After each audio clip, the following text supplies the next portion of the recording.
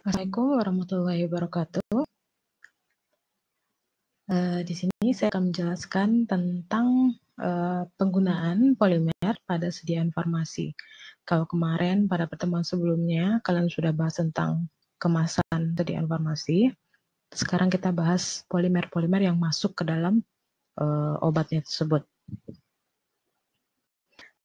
Sebelumnya sudah pernah saya jelaskan pada awal-awal pertemuan dulu, hampir semua sediaan farmasi itu pasti berkonten dengan polimer, entah itu masuk ke dalam sediaan atau cuman untuk kemasan aja. Nah, di sini untuk kejelasan kita membahas tentang polimer yang di sediaan sampai sediaan padat saja. Jadi ada tablet, kapsul, dan coating. Sebelumnya, polimer itu sebenarnya sangat luas penggunaannya dalam kehidupan sehari-hari. Untuk polimer yang bisa digunakan dalam sediaan farmasi itu secara garis besar bisa dikelompokkan jadi 6 nih. Bukan berarti cuma 6 ini ya kelas polimernya, tapi 6 ini adalah yang paling sering digunakan. Yang pertama adalah vinyl polymers, yang kedua selulose ether, ketiga polyester, yang keempat silikon, yang kelima polisakarida dan sejenisnya yang ada gulanya, dan yang terakhir miscellaneous polymer ini yang kelas lain-lain. Kita masuk satu-satu dulu. Yang pertama yang vinyl polymer, ini juga salah satu contohnya adalah polimetaakrilat.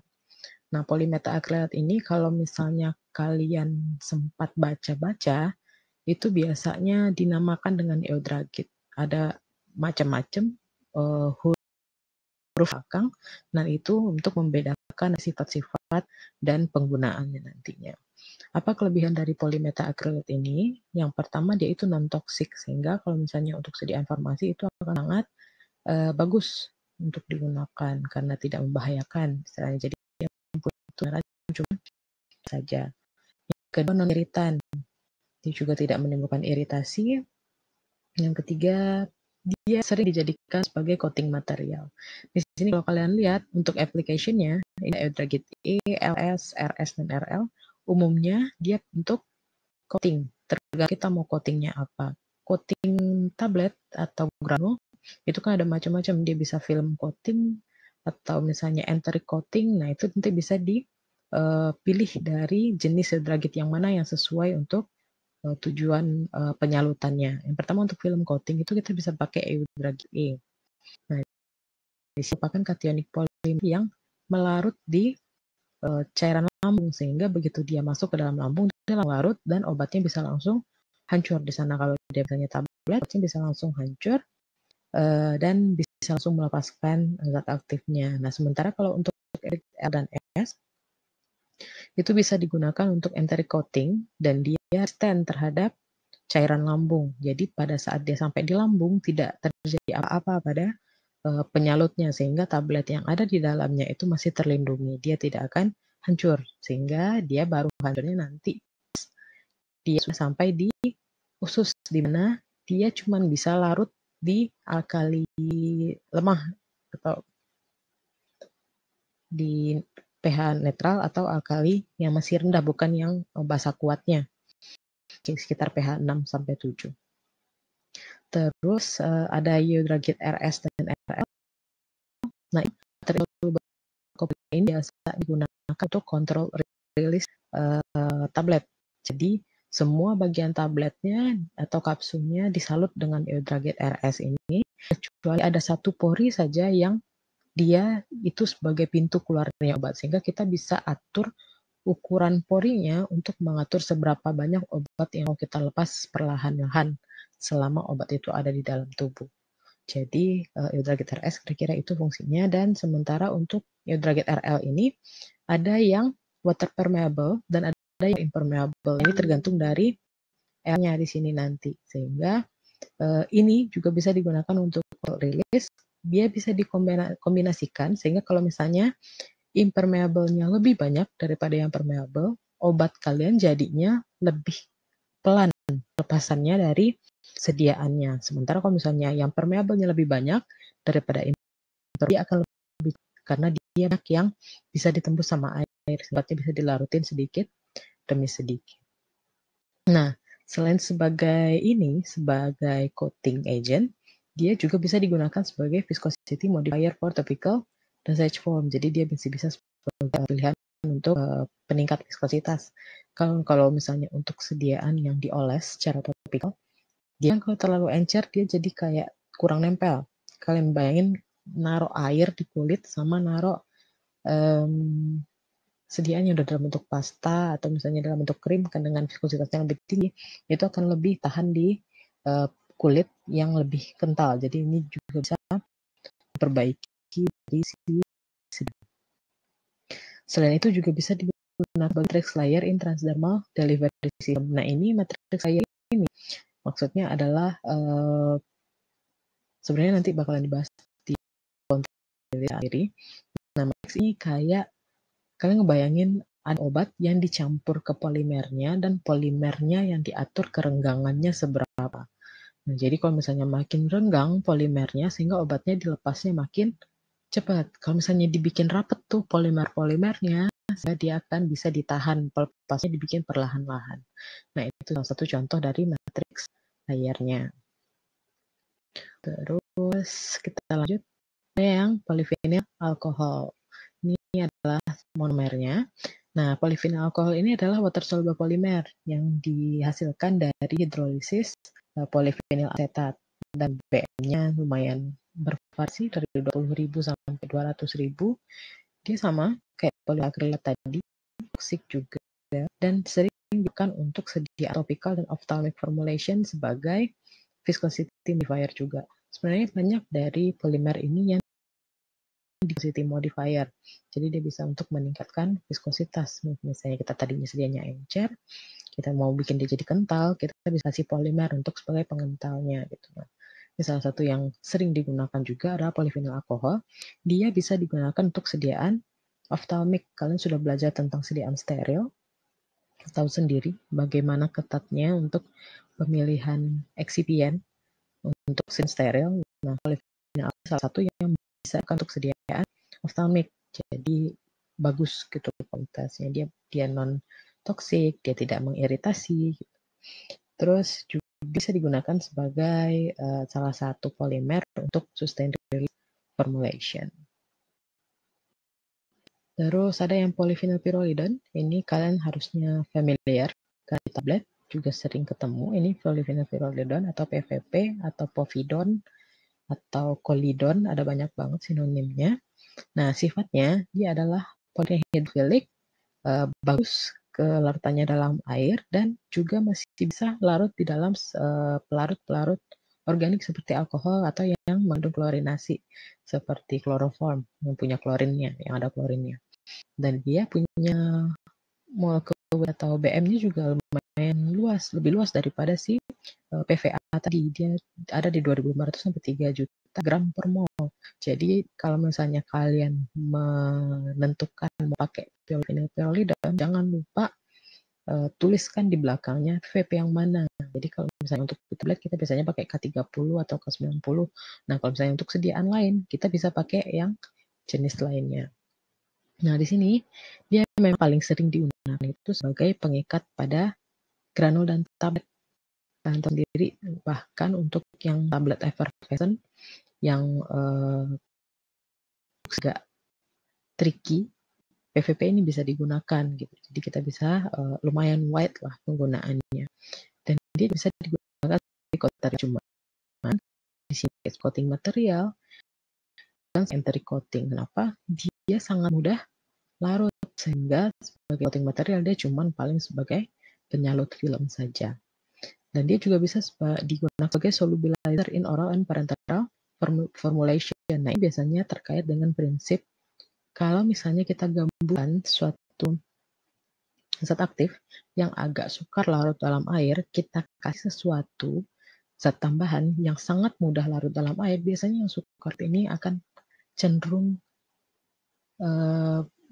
lebih bagus gitu kelihatannya dibandingkan dia dilarutin sendiri dalam air dibandingkan ketika digabung dengan sesuatu yang lebih larut dalam air gitu. Jadi hampir solid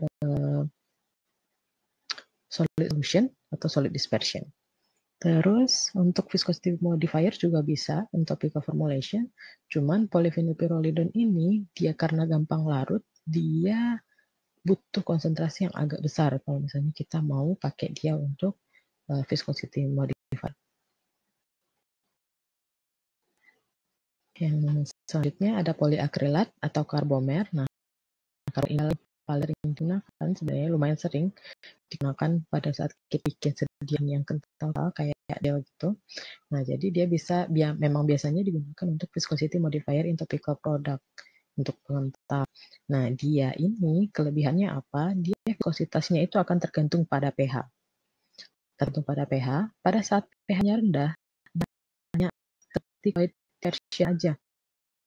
Viscosity dia cuma encer dengan bentuk koloid. Saat pH-nya kita naikin mendekati netral dengan menggunakan pelarut organik atau inorganik, dia akan bentuk viscous gel. Jadi dia akan membentuk gel saat dia udah mendekati netral. Jadi kita nggak perlu shifting pH-nya terlalu besar. Dia cukup untuk berubah menjadi gel. Dan ini diakibatkan oleh repulsion of ionized decarboxylic acid-nya. Jadi groups karboksilatnya yang diganggunya. Nah, dia juga bisa dipakai sebenarnya si karbomer ini sebagai pengikat granul dan tablet dan sebagai matrix for sustain release dosage form. Nah, di sini kalau untuk sustain release kan biasanya digambarkan dengan obat dilapas secara perlahan-lahan dalam jangka waktu yang lama. Sehingga kita perlu bikin si karbomernya membentuk gel yang sangat viskos gitu. Jadi kalau kita mau dia benar-benar pelan-pelan, kita perlu naikkan viskositas si gelnya. Itu bisa dimodifikasi nanti di nilai pH-nya. Dan dia salah satu yang menjanjikan juga dia punya sifat bioadhesive. Untuk sediaannya excipient yang punya sifat bioadhesive ini sangat memungkinkan untuk dikembangkan sebagai sustained drug release dosage form. Jadi sediaannya ini bisa ditahan lebih lama, bisa tepat dengan cara dia menempel ke permukaan tempat lokasi pemberiannya. Nah, terus untuk kelompok yang selanjutnya ada yang cellulose ether. Nah, di sini ada beberapa selulosa yang sering digunakan sebagai bahan tambahan dalam tablet. Di sini ada methyl cellulose, ada ethyl cellulose, ada hidroksipropylcellulose, hidroksipropylcellulose, hidroksipropylmethylcellulose sampai MC yang paling ketemu sebenarnya, dan hidroksi-ethyl-methylcellulose. Nah, di sini ada tambahan satu lagi, ada NaCMC. Sebenarnya kelebihannya dia bisa larut di air panas maupun dingin dan akan membentuk mucilago yang bening. Dan dia biasa digunakan sebagai thickening, ini sama dengan viscosity modifier. Jadi dia pengental, suspending agent, binding agent, dan film forming. Kalau misalnya kita mau bikin sediaan dalam bentuk lapisan lembar gitu, saat kita membentuk sediaan ganti atau misalnya wound dressing. Wound dressing itu adalah perlengkapan medis. Ini kayak plaster luka itu wound dressing, jadi dia biasanya untuk cover luka. Nah, ini salah satunya si NaCMC ini bisa digunakan. Nah, di sini untuk selulose sebenarnya paling sering itu digunakan adalah sebagai viscosity modifier. Dia bisa stabilize dan suspend. Dan itu juga bisa digunakan sebagai coating. Coating, ingat lagi nanti kalau misalnya dia terlalu berarti dia coatingnya cuma seperti lem saja atau bantu di larutan gula. Kalau misalnya dia gampang larut dalam air, gitu, jadi dia mengkontrol kapan dia mau larutnya, baru dia bisa digunakan sebagai coating yang lain kayak enteric.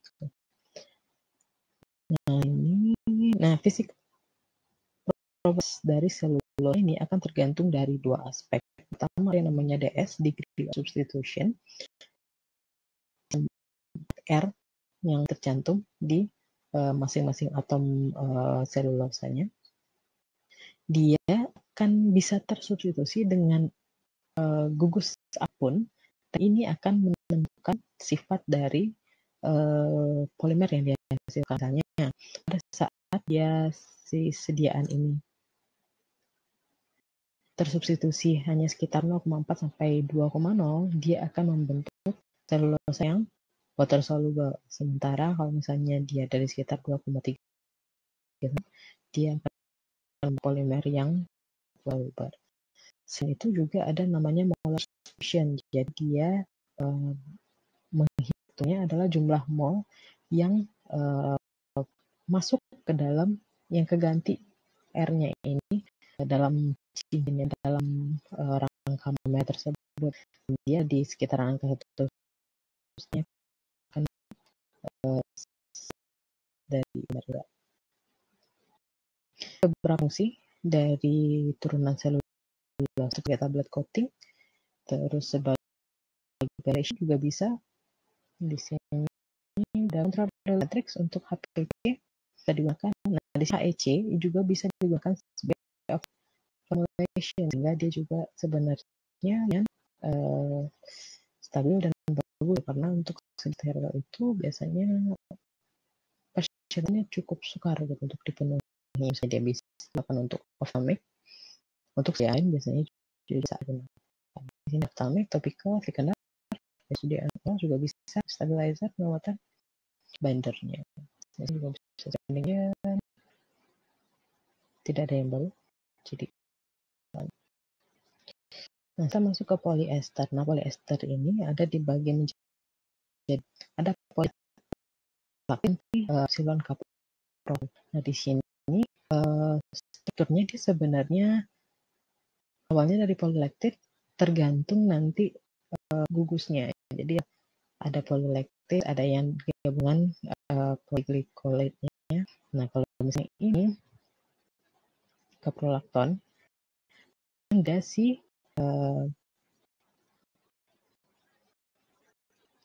glikolnya, jadi dia cuman nggak ada polylactic, dia cuma glikolnya aja. Jadi dia punya berbeda sedikit di strukturnya.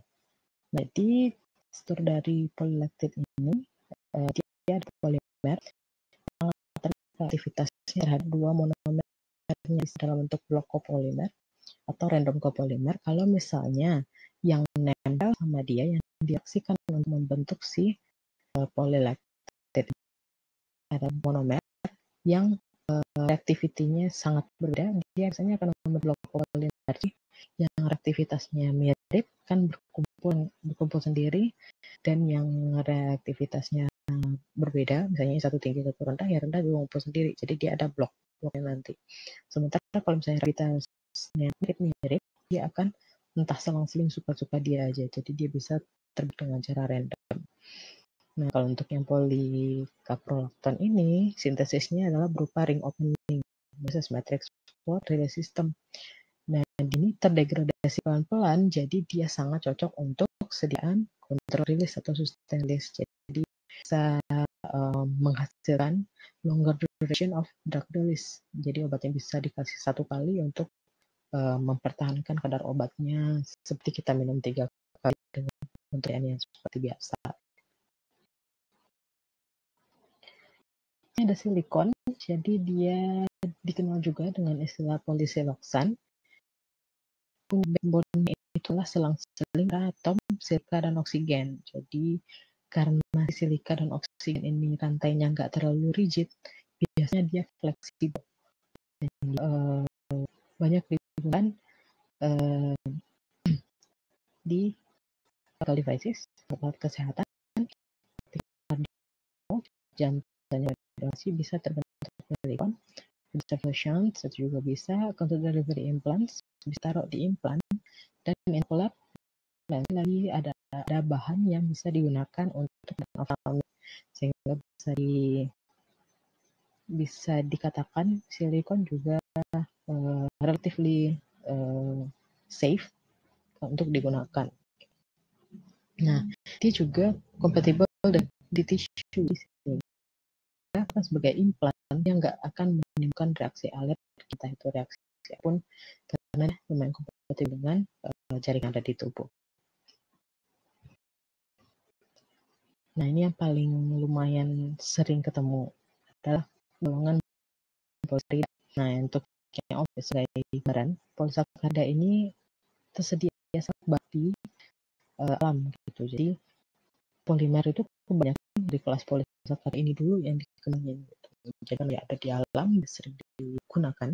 Jadi dan dia punya highly stable, dia lumayan stabil, toxic, biodegradable, dan bisa digunakan juga sebagai dioksi lebih lanjut untuk bentuk semi sintetik primer. Misalnya kemarin ada nitroselulose.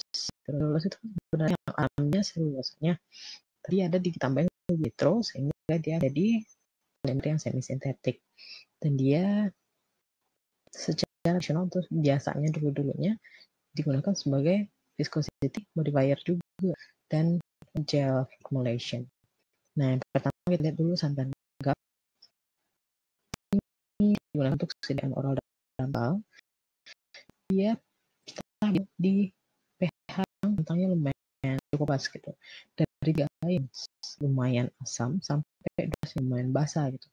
Dan di suhu yang juga lumayan wide range-nya dari 10 sampai 60 derajat Celcius dia aman. Santan gap ini nggak mengalami degradasi di suhu segitu. Dan ini repeating unitnya untuk santan monomernya ada glukonik 1 molekul, ada glukos 2 molekul dan 2 manose, terus nanti di alternating counseling. Terus pada saat dilarutkan dalam air dia akan membentuk struktur entah itu sendiri heliknya kayak kalau misalnya bisa bayangkan kayak DNA kan dia DNA kan helix tuh. Nah, triple jadi ada 3 rantainya yang saling gitu.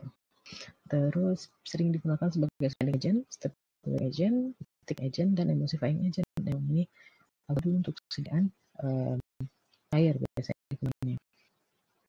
Tapi juga digunakan sebagai salah satu matriks di sterilitas tablet. Nah, sini ya bagus sebenarnya digabungin penggunaan nggak cuma santan gam aja. Jadi dia bisa digabungkan dengan suspending agent untuk disuspensi dengan maksimum aluminium silikat dengan perbandingan 1:2 sampai 1:9 itu bisa meningkatkan tasnya lumayan cukup untuk menahan si terlalu cepat. Ini kita sempat saya singgung sebenarnya kemarin pas kuliah, cuma kita lihat lagi kita pakai datanya itu dari kitin sebenarnya. Kitin adalah kayak bisa dipanya itu dari cangkang seafood bisa dibilang itu kas crustacea kayak rumahnya cangkang kepiting, cangkang kerang, terus rumahnya kayak apa sih seafood pokoknya kerang-kerangan gitu. Dan di sini ternyata di insect juga ada, mungkin bisa dibaca lebih lanjut.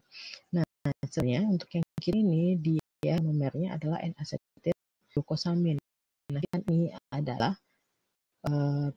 kit yang beberapa filenya hilang. Jadi dia ada glukosamin doang, ada N-asetil glukosamin yang seling. Jadi glukosamin itu kayak turunannya kitin setelah asetil dihilangin di beberapa tempat, nggak semua asetilnya, tapi ada beberapa tempat yang nggak ada asetilnya. Nah, beda ini dia insoluble in water and organic.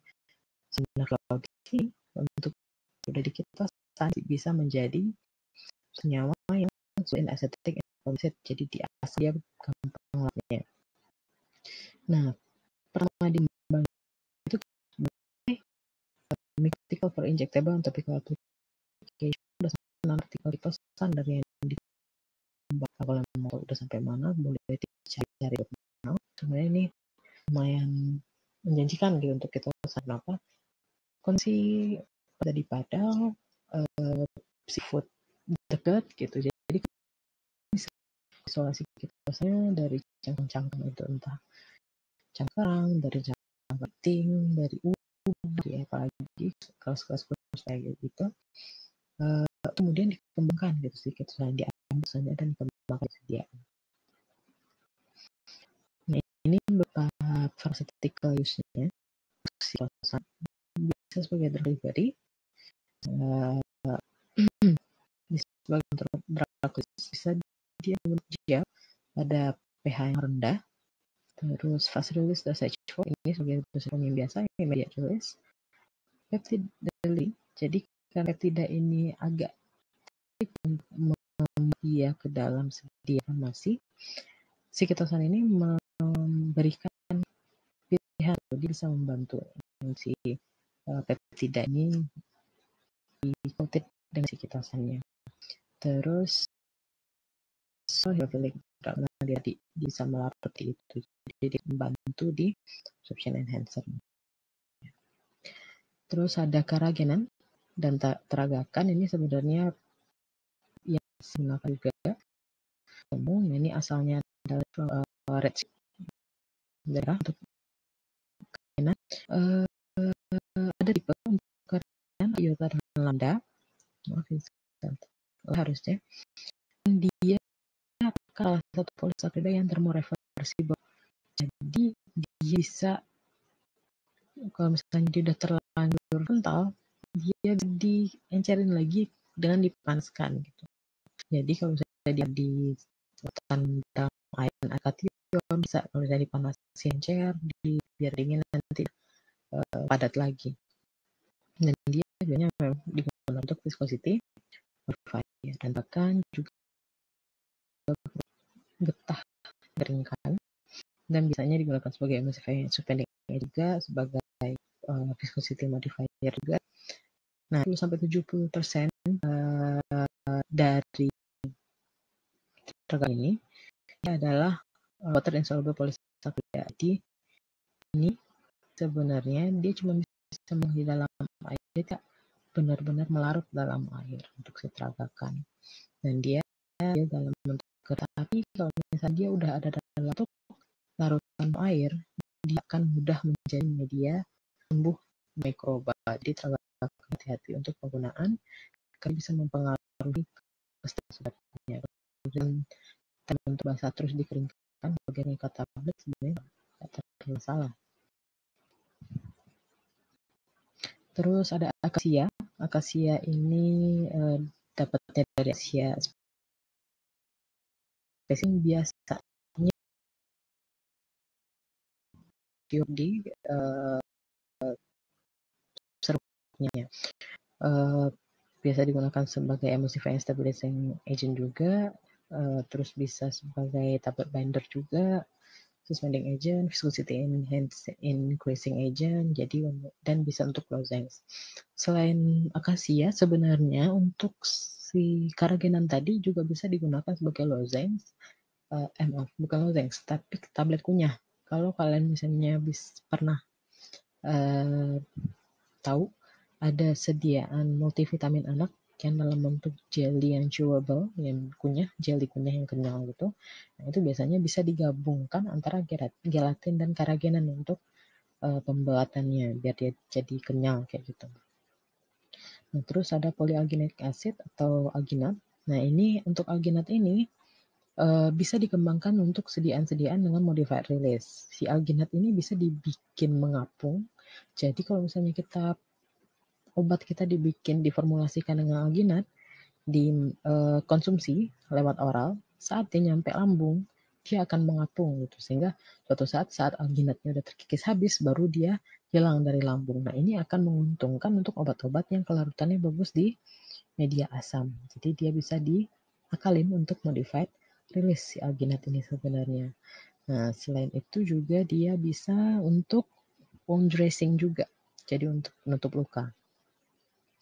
Karena dia excellent swelling properties, jadi dia bisa mengembang gitu, jadi dia bisa nutupin si lukanya dan biokompatibel, tidak menimbulkan reaksi alergi atau iritasi.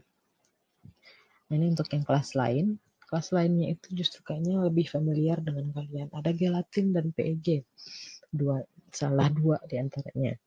Jadi untuk gelatin dia ada amfoteric animal protein yang diisolasi dari kolagen mamalia biasanya, dan dia ada dua tipe A dan tipe B. Ya, ini dibedakan dari proses isolasinya.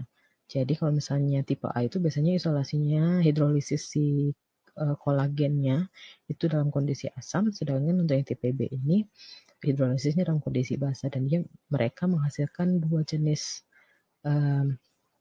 gelatin yang punya titik isoelektrik berbeda.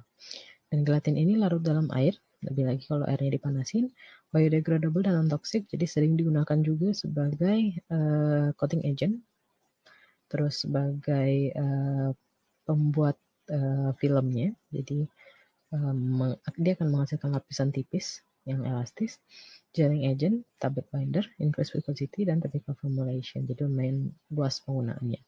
Selain untuk ini, sebenarnya kalian tahu gelatin itu biasanya digunakan sebagai cangkang kapsul. Jadi untuk salah satu sedia solida yang pasti menggunakan gelatin itu adalah salah satunya adalah cangkang kapsul. Terus untuk selain gelatin ada PEG, polyethylene glycol, yang kalian tahu kalau di belakang PEG-nya itu biasanya diikuti dengan angka-angka.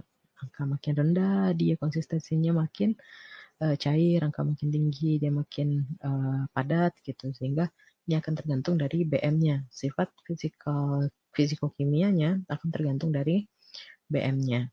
Dan ini salah satu beberapa kelebihan dari PEG ini adalah dia non imunogenik dan non toksik, dan dia juga bisa dieliminasi dari ginjal dan hati cepat gitu dihilanginnya, sehingga aman untuk dikasih secara parenteral. Jadi sediaan parenteral pakai PEG it's no problem karena lewat hepatik dia bisa dihilangin nantinya. Nah terus dia bisa larut di pelarut air maupun pelarut selain air atau yang organik, dan bisa membantu kelarutan dari obat-obat dengan kelarutan yang rendah. Jadi ini bisa diakalin kalau misalnya ada obat kita yang kelarutannya rendah, kasih PEG dalam formulanya, ini akan sedikit membantu nanti di kelarutannya. Selain itu juga ada PEO. Nah, PEO ini adalah polyethylene oxide. Jadi dari namanya dia monomernya adalah ethylene oxide. Dia punya kelarutan yang bagus dalam air dan pelarut organik juga, punya toksisitas rendah juga, cepat juga dieliminasi dari tubuh, dan biasanya digunakan sebagai tablet binder dan peningkat viskositas. Nah, swelling propertiesnya ini akan tergantung dari MW-nya, BM-nya, bobot molekulnya. PEO ini hampir sama dengan PEG, dia biasanya diikuti dengan angka di belakangnya.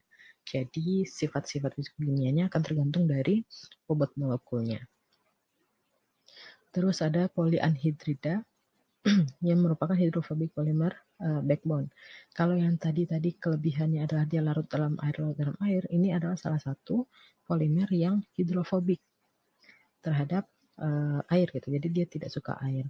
Nah, tapi ikatan-ikatan antara si monomer-monomernya ini adalah ikatan yang lemah. Jadi dia gampang terhidrolisis. Dia nggak larut dalam air, tapi begitu ada air, dia mudah terputus. Sehingga ini akan menguntungkan kalau misalnya kita mau obatnya lepasnya tergantung dari lepasnya si ikatan anhidridanya ini.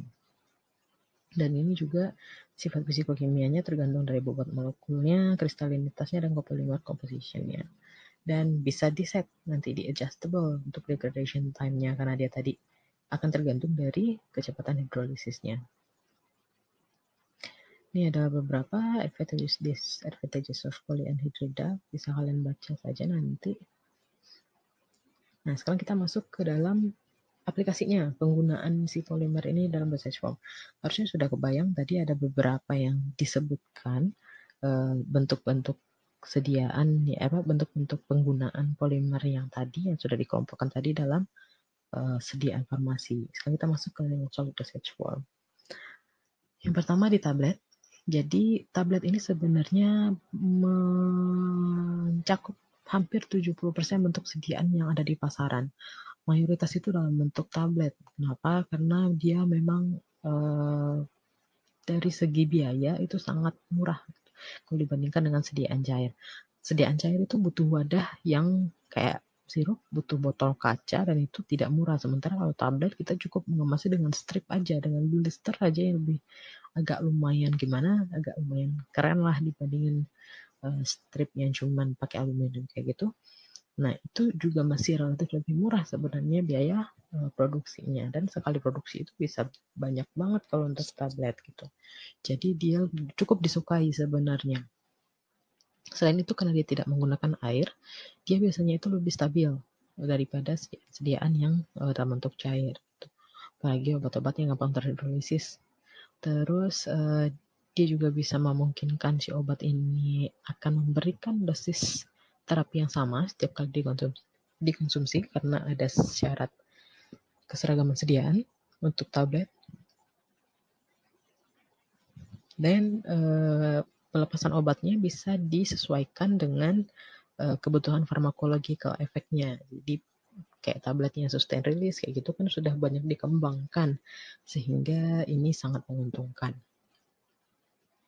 Nah, paling banyak itu sebenarnya digunakan di tablet itu polimer sebagai binder dan disintegran. Kalau binder itu adalah terkait dengan sifat adhesif dari propertiesnya. Jadi biasanya dia dibikin lengket, kayak pengikat kan kalian bikin lengket dulu, bikin mucilagonya. Kalian bikin larutannya kayak gitu, nanti dia bisa membantu nempelin serbuk-serbuknya jadi granul gitu. Sedangkan untuk yang disintegran dia akan tergantung pada sifat mengembangnya si polimer tersebut. Nah, untuk sebagai binder, ya ini ada beberapa yang sering digunakan. Ada starch atau pati, ada gelatin, PVP, EC, dan HPMC. Terus untuk disintegran bisa pakai pati juga, bisa pakai PVP juga, dan bisa pakai Na, CNC. Nah, selain itu ada MCC, microcrystalline cellulose, yang sering digunakan sebagai diluent. Nah, dia di sini juga selain sebagai diluent akan membantu si tabletnya mencapai bobot minimal, seenggaknya nggak kecil-kecil banget lah tabletnya. Nah, terus sekarang selain itu untuk di kapsul seperti tadi yang saya udah bilang, kapsul kan terdiri atas gelatin tuh cangkangnya, entah itu hard kapsul atau soft kapsul. Jadi yang pertama itu cangkang kapsulnya pasti dari polimer dulu, dan itu nggak gelatin murni sebenarnya untuk yang si cangkang kapsulnya. Komponennya itu ada gelatin, gula, air, dan pewarna kalau memang dibutuhkan gitu. Nah, kapsul ini diisi dengan obat, active pharmaceutical ingredient-nya, dan biasanya bisa ditambah dengan diluent kalau misalnya terlalu sedikit gitu volume serbuk yang mau diisikan ke kapsul. Nah, untuk polimer in kapsul itu bisa digunakan yang untuk sebagai diluent itu isi MCC dan pati, microcrystalline cellulose atau pati. Nah, polimer as diluent might exhibit cohesiveness properties and add capsule filling. Jadi, polimer-polimer yang punya daya adhesif tadi, dia akan membantu sebenarnya meningkatkan kekompakan si isi kapsul ini, biar pas filling kapsulnya itu lebih seragam nanti isinya. Terus beberapa jenis pati bisa digunakan untuk mencegah agregasi aktif pharmaceutical ingredientnya pada saat dia ada di gastrointestinal fluid. Dan soft gelatin capsule made from gelatin and addition of glycerin dan sorbitol. Glycerin dan sorbitol di sini digunakan sebagai plasticizer atau yang bikin elastis. Jadi kalau misalnya saya nggak tahu kalian udah pernah lihat atau belum, untuk soft capsule ini proses produksinya berbeda banget sama hard capsule. Kalau hard capsule kita cuma butuh mesin filling. Kalau soft capsule itu biasanya dari awal kita bikin cangkangnya itu ada saat alat itu kayak nyambung semua. Jadi kayaknya videonya ada, kalian bisa cari tahu lah untuk yang soft capsule ini gimana cara ngisinya. Nah, yang terakhir ini untuk film coating of solid dosage form, tadi udah sempat dibahas. Paling banyak yang dipakai sebenarnya kan hydrazine untuk si kelas polymethyl tadi. Nah, kita lihat dulu tujuan penyalutan obat ini sebenarnya ada apa aja sih? Biasanya itu untuk modify the drug release. Salah satunya adalah entry coating. Jadi kita nggak mau obatnya lepas di lambung, kita bikin obatnya ditutup dengan penyalut yang tidak larut dalam pH asam. Sehingga saat dia udah lewat pH asamnya, karena dia larutnya di pH-nya agak sedikit basah, saat nyampe di usus dia baru larut. Nah, yang kedua tujuannya itu bisa untuk menutup rasa. Beberapa obat punya rasa yang sangat pahit, sehingga kalau misalnya bahkan dia cuma ngontak sedikit aja dengan lidah itu pahitnya nggak hilang-hilang, sehingga kita bisa masking rasanya. Ada beberapa obat juga yang baunya nyegrak gitu, itu bisa ditutupin dengan coating. Terus bisa juga meningkatkan stabilitas. Bisa meningkatkan stabilitas untuk obat-obat yang misalnya dia gampang terhidrolisis, sehingga saat dia berada di lingkungan dengan kelembaban yang lumayan tinggi, dia akan beresiko untuk terhidrolisis dan rusak gitu. Kita bisa kasih coating yang tidak gampang ditembus sama air, yang impermeable terhadap water gitu. Terus atau cuman untuk aesthetic reason aja. Ini salah satu contohnya adalah salut gula. Biasanya untuk warna-warni kayak gitu bisa digunakan penyalutan. Terus untuk salut film ini biasanya tebalnya antara 10 sampai 100 mikrometer dan biasanya terdiri atas polimer, plasticizer, dan chlorants atau opacifier jika dibutuhkan. Itu adalah kira-kira bahannya. Jadi minimal ada satu jenis polimer yang digunakan untuk salut film. Terus untuk tablet-tablet yang mungkin agak rapuh dan itu bukan karena kendala formulanya, kalau memang dirasa dia butuhnya rapuh buat cepat hancur misalnya. Nah, salah satu triknya adalah kita boleh produksi obatnya agak rapuh, habis itu kita salut film pakai yang lumayan kuat penyalutnya, sehingga dia bisa meningkatkan kekuatan si tabletnya. Untuk obat-obat yang sensitif untuk kelembaban yang tadi dibilang, dia bisa digunakan polimer dengan low water permeability, sehingga walaupun ada lembab di luarnya, yang masuk ke dalam tablet itu cukup sedikit gitu, sehingga dia tidak cukup untuk merusak si tabletnya. Nah, ini ada 3 kelas polimer yang biasanya digunakan untuk penyalutan. Yang pertama ada yang larut dalam air. Di sini adalah contohnya metilselulose, hidroksietilselulose, hidroksipropiametilselulose yang sering digunakan. Yang insoluble, etilselulose misalnya untuk kontrol drug delivery yang tadi saya bilang, kita cukup ada satu pori aja yang tidak dikasih etilselulose, sehingga obatnya cuma bisa keluar dari situ aja. Kita bisa kontrol dengan istilahnya pintunya kita tentuin gitu ukurannya, sehingga yang keluar itu ya terbatas. Terus untuk anti-coating material biasanya pakai HPNC ftalat, selulose asetat ftalat. Biasanya yang ada ftalat di belakangnya ini paling sering digunakan untuk yang anti-coating atau polimer-polimer yang enzymatic degradated. Di sini dimaksud dengan polimer yang enzymatic degradated. Kita berharapnya si penyalut ini cuman bisa didegradasi oleh enzim yang ada di usus. Jangan sampai kalian enzim degradated sih, tapi enzimnya juga udah ada dari sejak dia di saliva misalnya. Terus pas nyampe di lambung ada juga nanti di sana enzimnya ya sama aja kan, bukan jadinya enteric-coated. Carilah enzim yang spesifik cuman ada di usus, sehingga di sepanjang saluran gastrointestinal atas dia nggak ngapa-ngapain, begitu sampai di usus baru sih enzimnya merusak si coatingnya, sehingga obatnya baru bisa dilepas. Nah, ini untuk mengingatkan lagi, sebenarnya tadi ada di slide awal beberapa jenis polimetakrilat yang biasa digunakan sebagai pelarut, penyalut, Eudragit ELS, RS, dan RL. Sampai situ boleh hari ini. Terima kasih. Kalau ada pertanyaan silakan didiskusikan di forum yang tersedia. Assalamualaikum warahmatullahi wabarakatuh.